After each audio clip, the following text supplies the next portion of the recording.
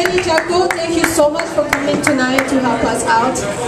And we have Adoubou here.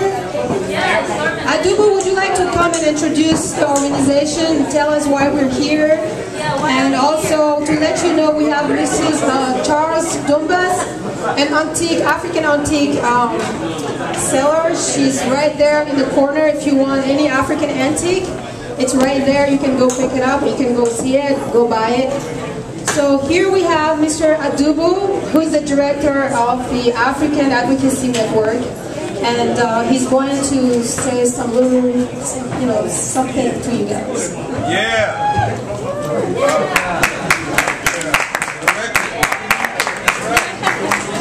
Okay, thank you so much. Please allow me to say something. I'm not good at speaking. Respect the mic. I wish it was in French. So, dear friends, dear supporters and dear investors, in the name of DAN, which is the African Advocacy Network, which is also a program for the Western Community Services, a non-profit here located in the city of San Francisco and on Valencia Street at 938, and which is our fiscal sponsor. I would like to welcome everybody. And we are delighted to have you here to participate and share with us in our first cultural event. Thank you for coming. That many of you have found the time to be here today serves to remind us all how important we are, or how important the work we're doing is. The DAN is committed to actively assisting African and Afro-Caribbean immigrants and helping our target populations start and live a productive life in America. Because as a matter of fact, it's quite impossible to talk about the DAN without talking about immigrants and immigration. After our 1.5 years, our services include free legal services. We also assist people requesting our help with translation, interpretation, and we also do various referrals to city agencies and also other organizations that are our partners.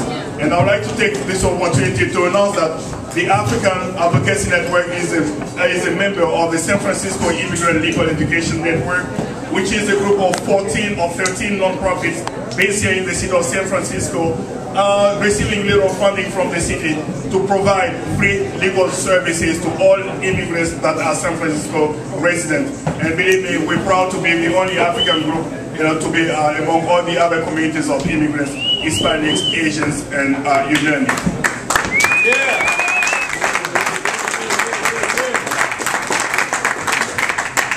So at the end of the day, our job, our objective is not only to assist, but it's also to empower every African and Afro-Caribbean immigrants that has decided to leave their homeland and come to America in order to start a new life.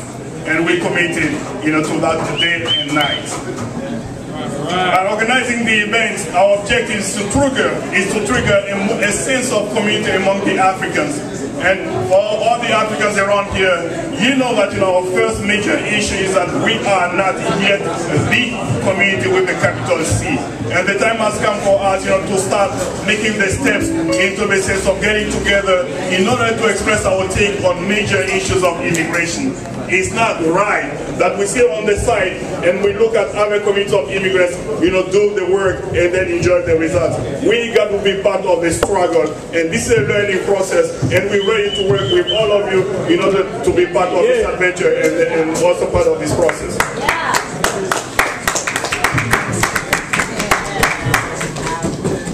And as a way of triggering the sense of community, and we've looked around and we see that art and culture are the only things where there's no language, where there's no grammar, where there's no vocabulary. Everybody understands the same language. So the African Advocacy Network has decided to use our art and culture to make ourselves as a community of immigrants better known to other communities, and also to help us know each other much better. Something I would like to say about the African is that we don't travel a lot in Africa. And I always jokingly tell this small story saying, if I had stayed from India because where I'm from, there's no chance I would have ever met anybody from Botswana. but for the 10 years I've been here, I don't know, I can count how many Botswanans I've met. But when from West Africa I meet a Botswanan, I don't have any clue about how they live in their country. It's not quite obvious that we just make the first step and get it and start working together to make a community. We're not the Hispanics. They're lucky they have a language bound. They all of them speak Spanish. We're not like other races where there's some kind of uniformity. Africa is black, white, mixed, Arab, and it's getting more and more Asian. And now, we need to use all this diversity and kind of get people around, one common idea. And at the end, we've seen two things. One, we're not home, and two, we're on a foreign land. So we have the same destiny, we have the same fate. And the same thing, refer also, to the Afro-Caribbeans, Haitians, Jamaicans, you name it. So we are honored to have all of you here with us tonight. All the performers and instructors are esteemed specialists in the area of African and Afro-Caribbean arts and culture. And as we always say at the AAN, as a group of immigrants, we strongly believe that the Africans and Afro-Caribbeans in the Bay Area have something to bring to the table. We have our take, we have our contribution in the patchwork that America is, when we think that we can also contribute to the melting pot that America is. And our art is, there's nothing more than our art, to bring something really specific to us. So I would like to thank everybody, all our stakeholders, all the staff members, all the members of our advisory board. And we'd like particularly to thank the Rescue Community Services. 1.5 years ago, we didn't have a place to go. We didn't have 1 cent. And then, the Rescue accepted to take us. We didn't have any solid background, but still, they took the chance. And we'd like to thank them again. So if we're around, again, please give a big round of applause, for the Rescue Community Services.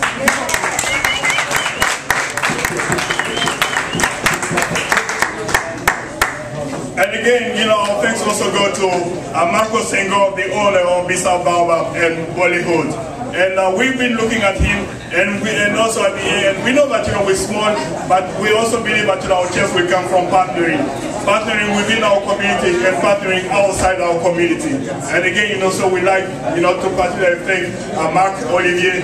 And one more thing I would like to say to all the African immigrants and Afro-Caribbean immigrants, remember one thing: we are not alone. All the people sitting here, some of them don't even know what a green card looks like, but they're here to support us because they accept us and they respect us for what we are. Even if we are to give us on ourselves, we don't have the right to give up because of the other people supporting us. And again, we'd like to thank everybody, that is here, to support us tonight. And again, thank you. Now, it's a small announcement. We're planning on having this kind of event very frequently. We'll let you know, certainly every 4 months, every 5 months. But again, we want that to be part of the cultural landscape of San Francisco. And again, we'll be working on that. And again, thank you to all of you. And again, we'd like to remind you that the air needs your help. We're a small organization in these days of recession. There's no money. But again, we haven't given up. I think Charles was here, he was telling me that when we work on one case of asylum, it's $15,000 at least. And we receive no penny from any client, for that. So again, we need to keep providing these services. And again, we'd like to count on you to support us morally and financially. That's going to be great. Again, thank you for coming.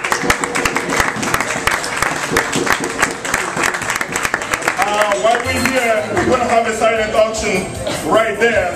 In the corner, we have a few pieces of art.